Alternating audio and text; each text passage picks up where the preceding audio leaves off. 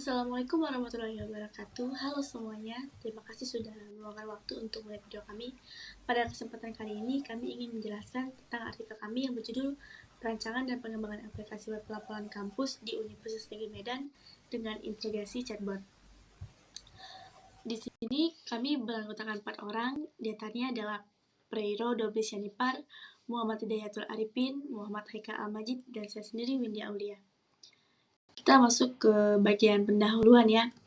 Di pendahuluan ini dijelaskan bahwa penelitian ini mengembangkan aplikasi web pelaporan kampus berbasis chatbot untuk meningkatkan efisiensi, transparansi, dan kecepatan penanganan laporan.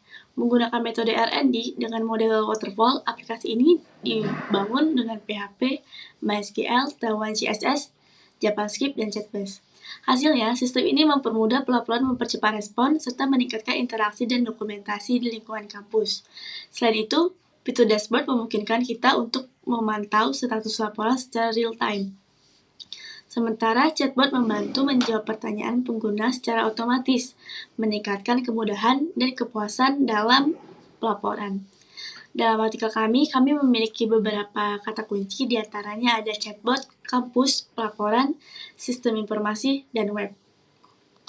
Kita masuk ke dalam metode penelitian. Seperti yang saya jelaskan sebelumnya, penelitian ini menggunakan metode R&D dengan model waterfall, mencakup analisis kebutuhan, perancangan, implementasi, pengujian, dan evaluasi.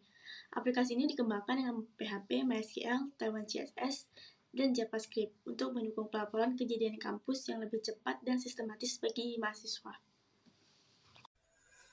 Pada metodologi, terdapat proses pada admin. Bisa terlihat flowchart di samping ini menunjukkan alur kerja sistem pelaporan kampus, di mana pengguna mengirim laporan, admin memverifikasi lalu menetapkan status diproses atau ditolak. Setelah ditindaklanjuti, status diperbarui menjadi selesai, dan pelapor mendapatkan informasi. Sistem ini memastikan pelaporan lebih transparan dan terdokumentasi. Selanjutnya adalah proses pada pengguna. Terlihat gambar flowchart di samping ini menunjukkan alur penggunaan sistem pelaporan kampus. Jadi pengguna ini pertama-tama mengisi formulir laporan sebelum dapat mengakses sistem. Setelah laporan dikirim ke database, mereka diarahkan ke halaman login untuk memasukkan NIM dan nama. Jika data valid, pengguna masuk ke dashboard untuk melihat status laporan. Jika tidak valid, mereka menerima notifikasi gagal login dan harus mencoba lagi. Sistem ini memastikan pengguna hanya bisa mengakses fitur lainnya setelah mengirim laporan. Baik, perkenalkan di sini saya Fredo Syanipar. Saya akan menjelaskan tentang hasil pembahasan atau hasil dari proyek kami. Baik, kita akan lanjut ke slide berikutnya. Pertama itu ada tampilan form pengguna. Bisa dilihat gambar di samping menunjukkan antara muka formulir pelaporan kampus yang dirancang untuk memudahkan mahasiswa menyampaikan laporan terkait lingkungan kampus. Jadi formulir ini mencakup dari nama pelapor, NIM, kelas, dan juga fakultas dan program studi, dan juga kategori dan deskripsi atau kalimat tambahan yang ingin disampaikan. Dan di bagian kategori ini ada tentang sarana prasarana ataupun juga keamanan ataupun fasilitas lainnya. Lalu ketika pengguna sudah mengirimkan, dia boleh langsung menekan tombol kirim laporan. Nah, baik. Jadi di sini konsep kami, setelah pengguna telah kirim laporan atau form laporan tersebut yang sudah saya jelaskan, dia akan langsung diarahkan ke tampilan login pengguna. Jadi, ini akan tampil atau mereka bisa masuk ke sini, mereka itu harus yang sudah membuat laporan dan juga NIM dan nama itu sesuai dengan laporan yang sudah dibuat mereka. Jadi jika pun salah atau salah satu ini salah, mereka tidak masuk. Makanya ini saya buat untuk pengguna yang sudah membuat laporan saja, sehingga nanti mereka setelah membuat laporan, mereka akan dialihkan ke sini. Dan juga disebut untuk bisa pengguna itu melihat proses perkembangan dari laporan mereka.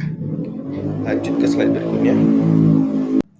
Nah, jadi setelah sudah tadi pengguna atau pelapor mengisi NIM, nama, mereka akan langsung dialihkan ke tampilan dashboard pengguna. Jadi di sini tuh ada fitur seperti kategori, tadi saya sudah memberikan contoh, ini contohnya sarana prasarana, terus ada deskripsi, apa yang mau dilaporkan, terus tanggalnya sesuai kapan dilaporkan, statusnya. Jadi status ini itu terdiri dari verifikasi, diterima, diproses, selesai, dan juga ditolak.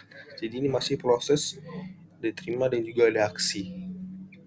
Jadi ini dashboard pengguna digunakan untuk supaya para pengguna dan juga para pelapor, seperti yang saya sudah sebutkan, itu bisa melihat perkembangan laporan mereka. Ataupun misal nama sini kan ada Fani, misalnya dia udah lapor tanggal sekian, terus misalnya 2 minggu lagi dia mau ngelapor tapi berbeda kategori ataupun segala macam, itu bisa. Jadi sampai mau misalnya ada 3 lapor juga bisa, dan juga bisa melihat status mereka.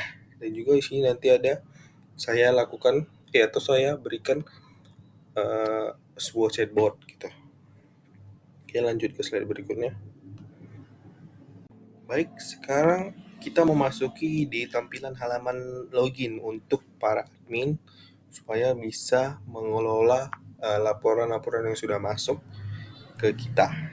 Jadi tentu di login admin ini kita harus mengisi password ataupun username yang sudah sesuai ini. Nah, setelah itu nanti bisa tekan login untuk bisa masuk ke dashboardnya. Kita langsung saja masuk ke bagian halaman dashboard. Baik, setelah kita tadi sudah login, mengisi sesuai dengan username, password, kita akan dihadapkan dengan dashboard admin yang saya telah buat, yang sederhana, dan sini saya cuma membuat fitur yang ada kelola laporan dan juga logout, dan juga fitur untuk bisa melihat berapa total laporan yang masuk, laporan yang diproses, dan juga laporan yang sudah selesai gitu. Oke, jadi di tampilan dashboard ini saya tidak ada menerapkan chatbot. Saya cuma ada menerapkan chatbot itu di dashboard pengguna dan juga login pengguna yang akan nanti saya jelaskan di video mungkin berikutnya. Oke, kita langsung saja masuk ke halaman fitur kelola laporan. Selanjutnya ini adalah halaman tampilan daftar laporan. Jadi halaman di samping ini berfungsi sebagai pusat pengelolaan laporan yang diajukan oleh pengguna.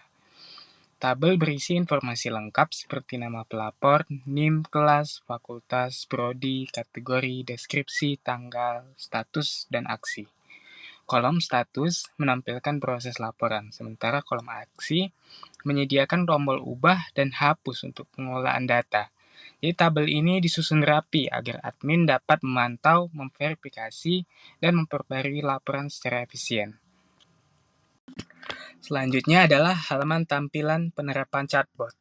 Chatbot ini tersedia di dashboard dan halaman login pengguna.